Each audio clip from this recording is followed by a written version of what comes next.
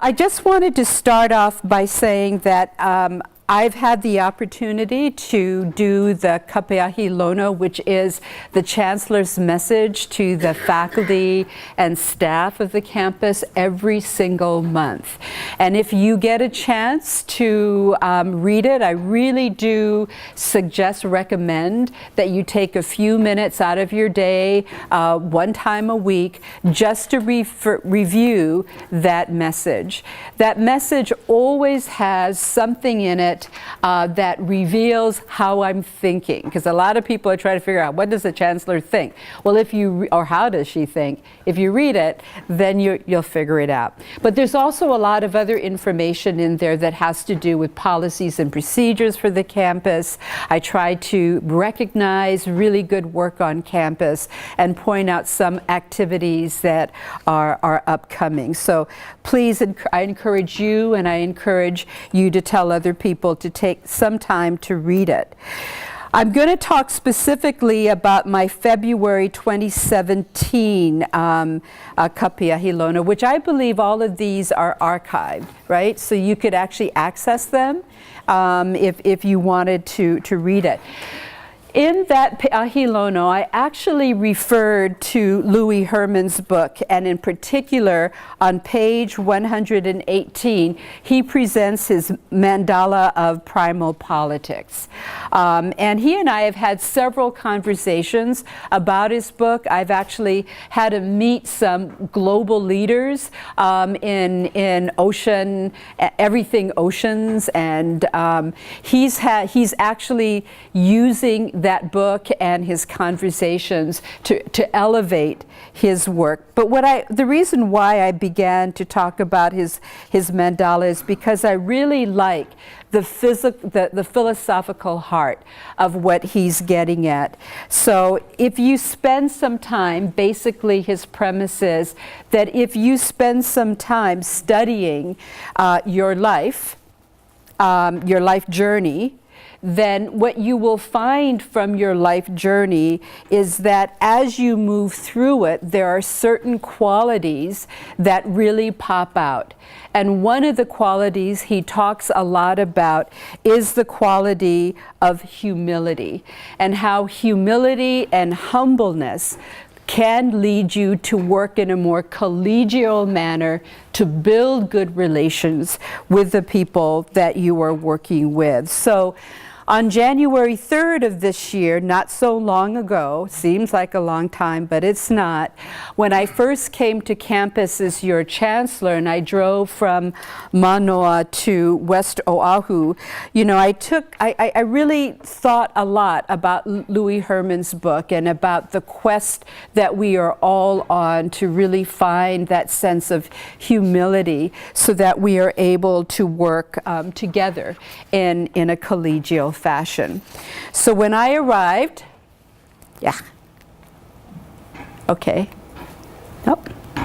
there we go. When I arrived, this was one of the first things that you all saw was Pupukawaii I Holomua. That was the theme of the day. That was the Olelo no Eau that I wanted to share with everybody on the first day, because I wanted to set the tone that what we were going to do is that we were going to get on the va'a together collectively, and we would be heading into a new direction, to a new landfall. And I wanted to embody all of those qualities of character and get you all to play with me in the ocean moving forward. So one of the things that developed over the first 3 to 4 months of this year in moving forward Pupukawaii I Holomua was that the Board of Regents established the Institutional, Academic, and Facilities Plan, which clearly defined what the system's guiding principles are And then within those guiding principles, how each one of the campuses are uniquely or distinctly different from one another. What is it that each one of those campuses brings to the system conversation? So in the Pupukawaii Holomua movement, we needed to integrate that particular description of who we are or who we aspire to be as a campus in the system. We do have a copy of that will be passed out to you a little bit later that you could review, because in everything we do from here on, actually from when we started on January 3rd, I need to be very mindful of the IAFP, and you need to be very mindful of the IAFP as well, so that what we do is within the description in which the Board of Regents and the system have defined who we are. So,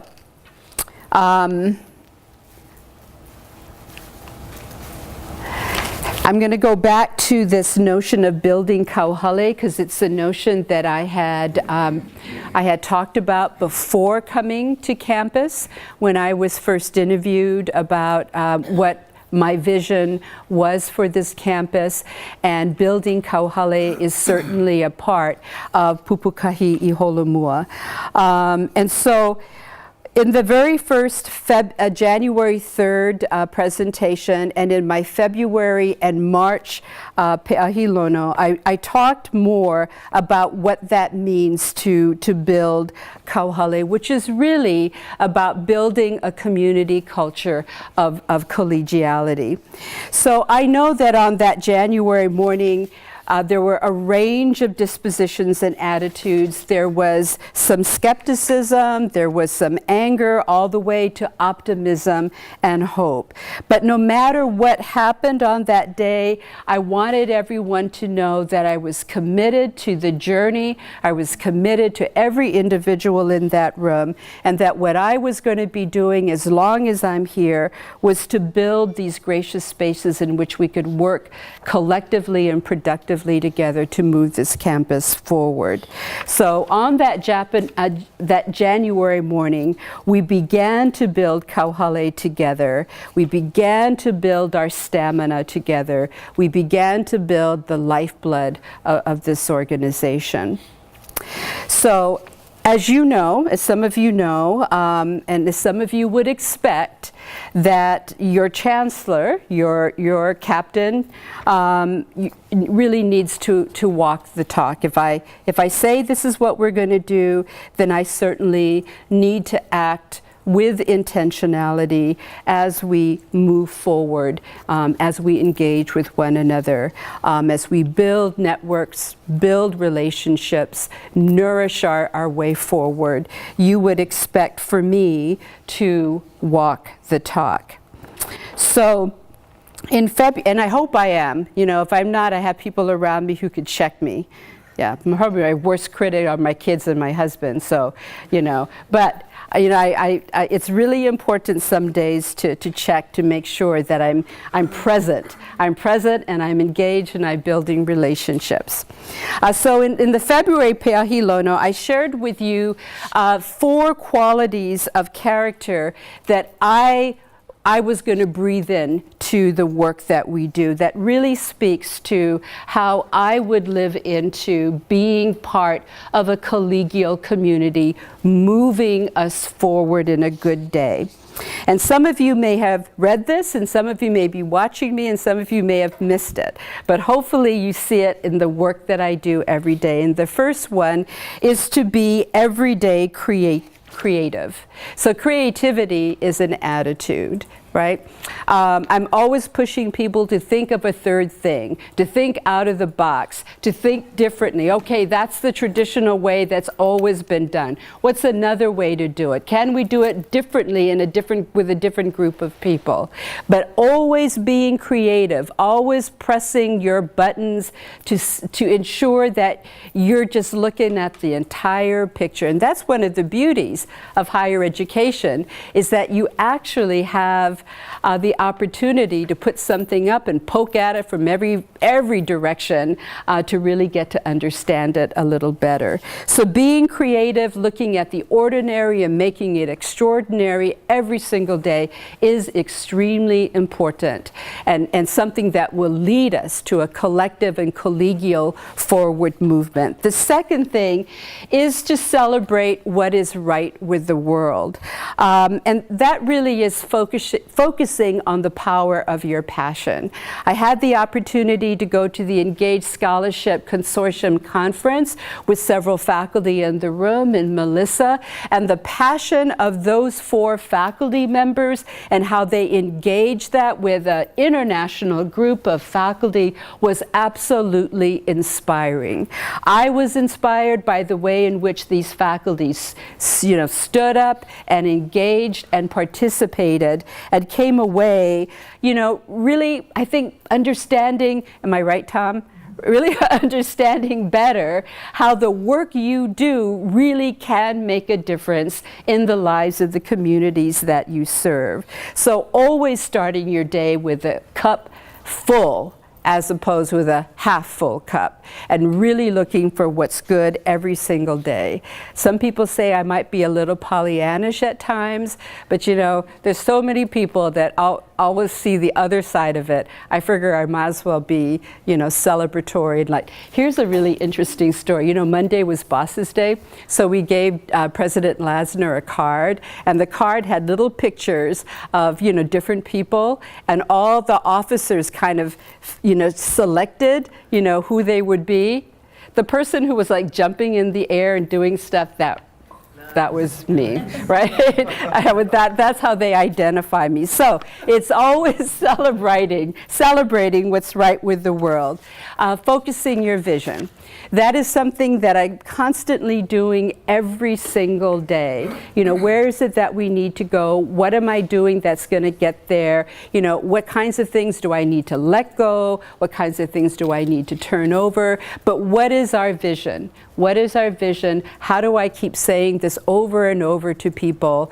How do I inspire people to that vision? And finally, just do it for the love of it. Just do it for the love of it. I know that sometimes people are like, oh, what does that mean? And I tell a lot of stories of how I've learned to fall in love with the day, how I've learned to fall in love with the work, how I've learned to fall in love with people and what they bring to the game. And I think that's a very special gift, and I'd like to see more people just fall in love with what they do because it means so much to them. And it's an expression of gratitude. It's an expression of humility when you can actually love the work that you do and share that. So I do believe that over the last almost 10 months of working together, that I'm trying to walk this pathway to build a collegial community, and I see many of you as well walking that pathway as well. This has been our journey so far. Okay, it's an iterative journey. There are different steps along the way. We have begun to build relationships. We've begun to nurture those relationships. Very early on, there's a lot of information that was shared. We elicited a lot of feedback, a lot of input. We continue to do that. We continue to inspire people to participate. And right now, over the last couple of months, into the next several months, we are trying to envision what can be. Not what is, but what can be. We're envisioning that, we're strategizing to get there, we need to prioritize as we go, and as we're doing that, we need to remember to always love what we do, build our relationships, always elicit feedback in whatever we do, so that when we begin to design and realize, implement what we start to do, and some of this we've already started already, but when we start to do that, we can begin to celebrate great leaps, baby steps as well as great leaps. And as we go, we will always continue to review, loop back, improve. It is always a journey. We're never going to stop the journey. We'll hit different landfalls and celebrate every once in a while, but we'll continue on this journey. Okay, so I do need to review for you again. This is foremost in our minds when we are doing our strategic plan. Whatever we do, we must remember our value. What is it that we offer to this community of learners? We offer this value proposition.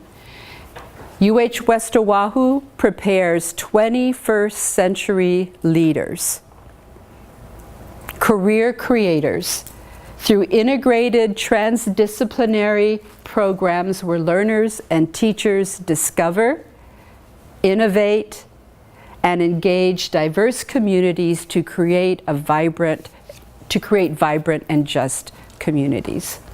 A world. I'll get it soon. I keep writing it over and over again. So that's what we do. That's what we do. And the reason I put 21st century in there, I put career creators in there, is because we have no idea. By the way, we're going to do the strategic plan 2018-2028. We may find in 3 to 5 years we're going back and reviewing it and redoing it because our world right now is moving so quickly. You know, that's why our leaders need to be nimble. Our leaders need to be critical problem solvers. They need to have all of your knowledge under their belt when they leave us in order to be able to address the wicked problems of our 21st century. This, you all know, this is our guiding goals or principles. This is how we behave every day. These are how we make, this is what guides us in our decision making. You know, we're always looking for educational excellence, po'okela. We are always looking to keep our community, build our community, nurture the relationships in our community. In every single one of your classes and all of the scholarly work that you're doing, you're taking your discipline knowledge and you're making it deeper, and you're reaching out to create breadth. You're doing both. Hana lave lave, to take knowledge, to take information, to take action so that it's deeply meaningful and the breadth of reach is immense. Hana lave lave. Whatever you do, remember where we are. In Malama Honua. Remember what our legacy needs to be on this planet, in this particular pai'aina, right? We got to take care of all of that as we move forward and always create abundance, always, vai. We are not going to make it if we are not a fiscally sound institution. We are not going to make it if we don't produce 21st century leaders who are doing great things. That's abundance. We're not going to make it if you as scholars and staff don't share the abundance of your gifts and your knowledge with all the learners and your colleagues around the table.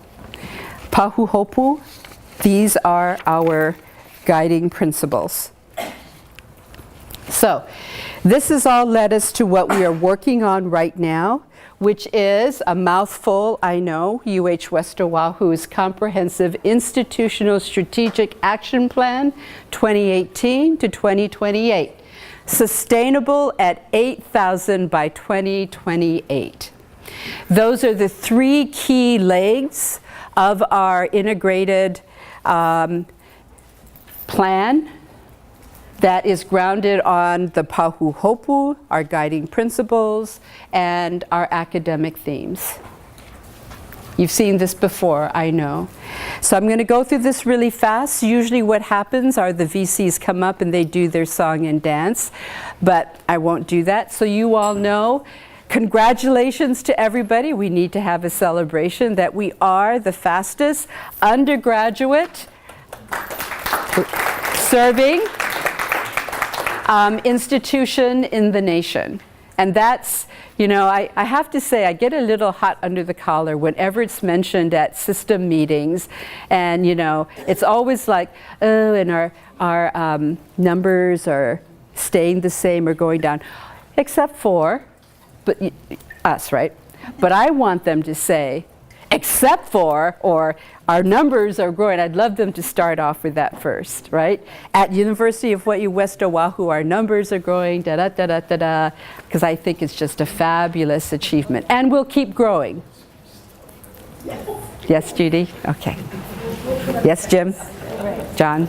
Jan? I'm looking all at 4 of them right there.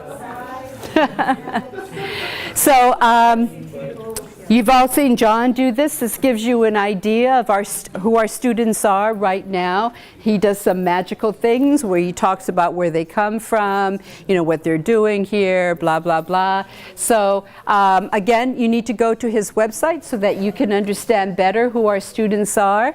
The other piece that's on his website as well comes from the work that our enrollment management team, our student services are doing to recruit students, but not only to recruit, but to retain and graduate them. So please go to this to your site to get that information. But what I want to focus on particularly is on this slide. As we move forward into the next 10 years, there is a pivot that student success enrollment management must begin to do, all right? Our average age is 27-ish. Our demographics in this area are going to be growing in that age range. Our demographics are going to be growing with working adults, more elderly adults, more veterans. All the folks that you see up there, that's going to be the population in our regional area. Yes, we're still going to have the traditional high school students, and we know the tale a lot about many of them will go to other institutions, and we will do our very best to show them that this should be their destination. But we need to diversify how we do recruitment, right? And that's the beauty of UH West Oahu, is the diversity of ages and experience, as well as, you know, background in your world travels, your ethnicity, your race, right? Your discipline area. So that pivot needs to be made, and the focus in your piece of the strategic plan is to ensure that students are able to come into our Hawaii at many different multiple places. And in the process of recruiting and sustaining, graduating, and staying in touch with them, Kent's sick today, but part of the alumni, you know, that long journey, a part of that whole process requires our student affairs, our student services to stay in close partnership with academic affairs.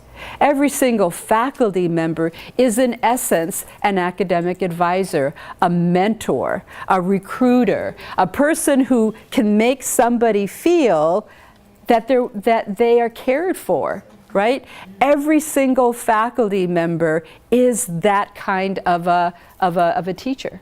And we need to make sure that faculty feel welcome, that they understand what they can do and how they can do it, and participate in the process of ensuring that we can recruit and retain a diversity of students. So partnership is extremely important. Okay, so let's go to academics. So you understand that these three themes bubbled up in our conversations. Oops. And I won't go into them. I know that the academic group has gone over and over them again, but it's a transdisciplinary focus where you do very interesting, out-of-the-box learning opportunities, exploration, and scholarship across the areas of aloha aina, innovation, and OEV leadership. But these are our divisions, as you know. Now, we have 1, 2, 3, 4, 5 divisions with a 6th on its way. That's why it's in the grayish tone, right? These are our degrees. Again, the 1, 2 in the gray, this one over here, the darker gray, is something that we are working on right now. Those are our degrees. These are our concentrations, and the beauty of the concentrations is that it keeps us real time and relevant. And what the academic folks are doing are looking at a process of not only introducing concentrations, but thinking about how to sunset and or combine concentrations when the time calls for it to do that. Okay, so we've been going round and round and round about how to structure or how to reorganize our academic programs. And Jeff and I have been having a lot of great conversations. Jeff has also been talking with the division chairs. And just the other day, Jeff, Christina, and Alan just mulled this all over again. We've gone through a variety of pies, pie 1, pie 2, pie 3. We've gone through flat. We've gone through all kinds of structures. These are the parameters that I had given to Jeff about what I believe the structure should, the principles the structure should follow. So first of all, I wanted it to be flat. Absolutely flat, so that we could be more efficient, effective, we can ensure the quality of our programs, and we can remain nimble and relevant. That's why I love the concentrations. I love the flatness of it. I love that we don't have layers upon layers upon layers of administrative people to sign off on a document in triplets, like 6, 7 people. I like the flatness of it, so we get things done quicker. Here's some principles. No matter what our structure looks like, we need to ensure that we have porous boundaries. I don't want to make it difficult for faculty to want to work with people across, in a different discipline area. I want to encourage that, and I want the faculty to look at incentivizing that as part of their promotion and tenure process. So porous boundaries, irregardless of what our structure is. Partnership, again, with student affairs, with student success, to ensure a student-centered approach. And finally, clustering the administrative tasks so that we can make sure that there is resources that are equitably distributed.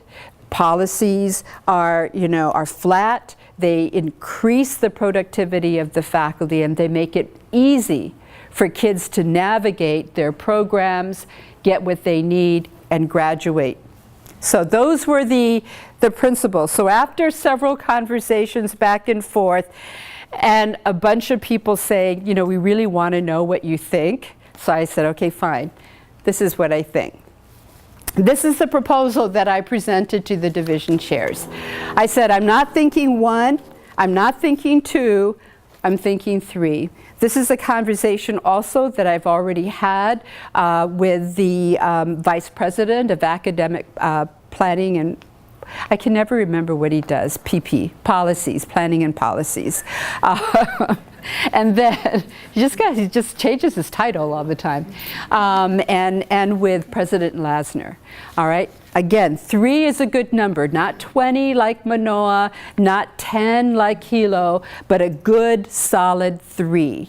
And in those 3, you have these clusters around arts, humanities, and social sciences, which I have called, because of my background and what I believe, the iwi kuamo'o, the backbone that cultivates humanity on this campus. So everybody touches the iwi kuamo'o. Everybody touches the legacy of those disciplines there. And then from those disciplines, we really have our 21st century moving forward areas in business and public administrations and professions and applied sciences. Now, this is a draft because I do know that the academic area is talking about it and trying to figure out, well, if it's 3, this is a very interesting 3, and the divisions that I put in them are very interesting. So the conversation will proceed, and that's part of the planning process,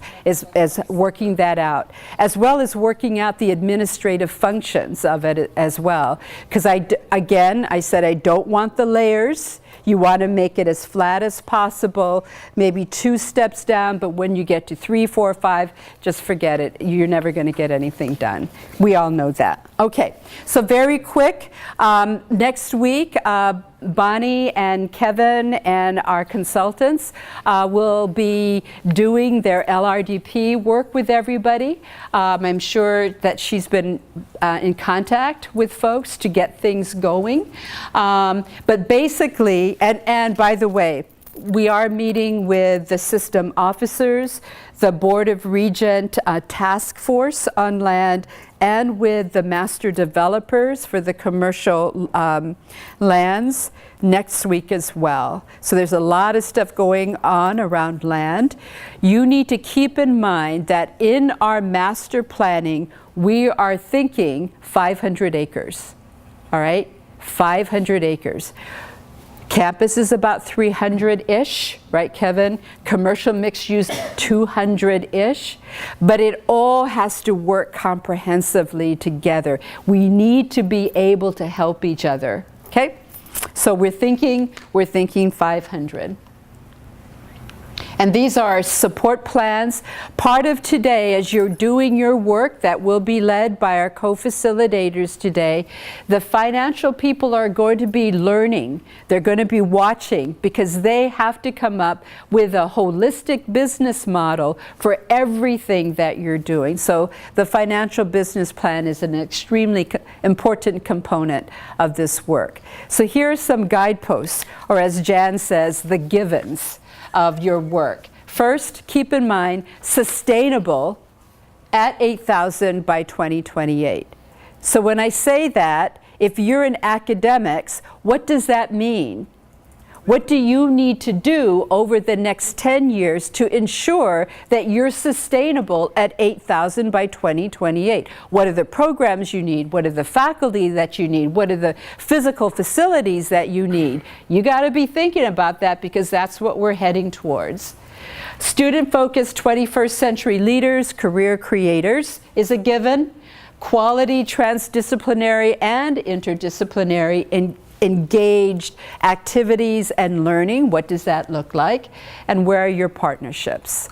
We cannot do this unless we have partnerships, internal and external. And there are a variety of you who are working with many community partners and businesses and venture capitalists and government, and in order for us to do what we do. So those are your key guideposts. This is your givens. So this is the outcomes for today. Very simple. First of all, it's to get us moving in the same direction. And that's what this whole thing was to give you where we've been, what I'm thinking, what I'm expecting, kind of putting, the captain is just like righting the ship and getting us. You know, some of you were swimming this way. I need you to come swimming this way. So I got to get you guys back over here, otherwise you'll drown. Provide you a tool to translate all the conversations you've been having, all the creativity that you've been playing around with. You're going to have to get that on paper. So the process that will be introduced to you today will help you to put all of that into paper. And because all the groups are using a similar format, it will actually look similar when we present it to the system and the Board of Regents. And finally, it's to give our fiscal group an opportunity to better understand what's going on because they need to come up with our fiscal model. Okay, so here are the next steps. After today, you are going to be taking what you've learned today back to your work groups to actually complete a full logic model. This will be then presented at the next Confluence session in November. Haven't set it up yet. We're looking for a good time to do that. Then that will then, after there's more input and more conversation, that will then take you to the next step of actually creating the written section of your strategic plan, which will then be put together in, I don't know what it's going to look. Do we know yet what it's going to look like? I don't know. But we're going to put it together, and we're going to get it vetted at the January 3rd, 2018 PD Day. Okay, that's kind of what those are the benchmarks right there. And then, this is my favorite slide. Okay. Thank you.